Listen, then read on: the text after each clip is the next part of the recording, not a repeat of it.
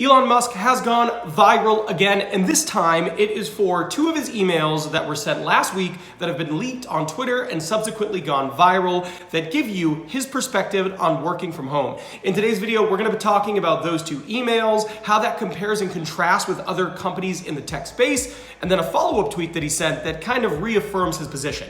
Let's talk about it.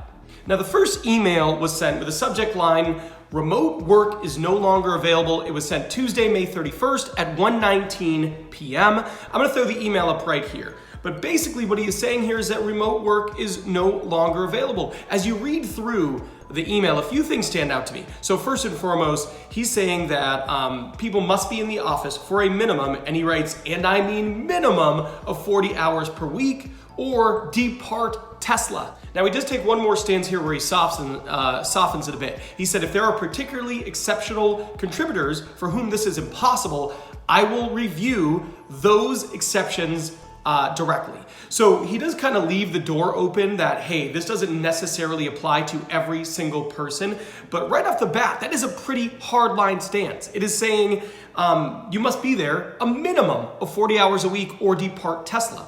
Now this kind of ends with him just saying, hey, you need to be there, you need to be responsible for your particular area, and then closes out. Not too long after, he sent a secondary email, and this email was subject line, "To be super clear." One of the lines that really gets me in this email is he goes, if you don't show up, we will assume you have resigned. Which is like a super hardline stance. I can't imagine getting an email from my boss saying, hey, if you don't show up to work, I'll assume you have resigned if I was working remote. But it's right there in the first paragraph of the second email. You know, he basically states that the more senior you are, the more visible must be your presence. He also talks about his time early on, and that if he had been remote, if he hadn't been there, if he hadn't been working, then Tesla long ago would have gone bankrupt. Now in the second email, two more things really stand out to me that I think are worth discussing. And he goes, there are of course companies that don't require this, but when was the last time they shipped a great new product? It's been a while. What he is saying is that these companies who are working remotely are not capable of creating great products, and that is why Tesla is going to do this. I found that to be a pretty strong stance to take on the subject. Now lastly, he closes out by saying Tesla has and will create and actually manufacture the most exciting and meaningful products of any company on earth. And this will not happen by phoning it in. Certainly that's him standing behind his brand and their products, which of course he's going to do, but this will not happen by phoning it in suggests that people who are working remote are phoning it in. They're not contributing at the same level. So not long after these emails were sent, they were leaked to Twitter. They have gone viral on Twitter. They are making news. People are writing about them. And one of the things that I found really interesting, if you pay attention to Twitter, is when people had shared some of this, Elon actually responded. Somebody said, well, you're going to be pushing away talent. You'll be driving away some of the best people. To which he responded, well, they should pretend to work elsewhere. I'll throw the tweet right up here, but I found that to be pretty bold. Now, I find this debate to be very interesting. I think when the pandemic first hit, there was this big move to have everything remote, and then there was a bit of a reverting back to how it was. And what we see now is a pretty big divide.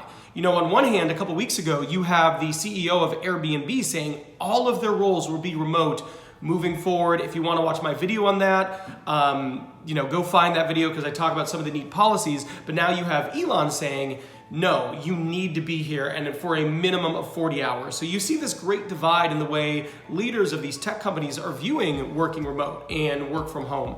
And I find this to be incredibly interesting.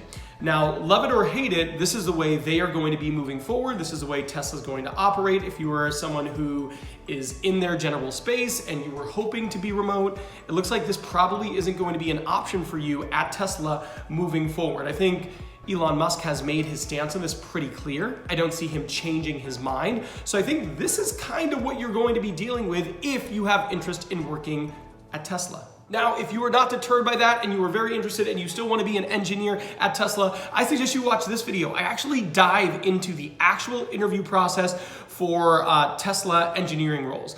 I interviewed a person who got a job at Tesla as an engineer, and this person walked me through exactly what they experienced as a candidate. This way you have a head start.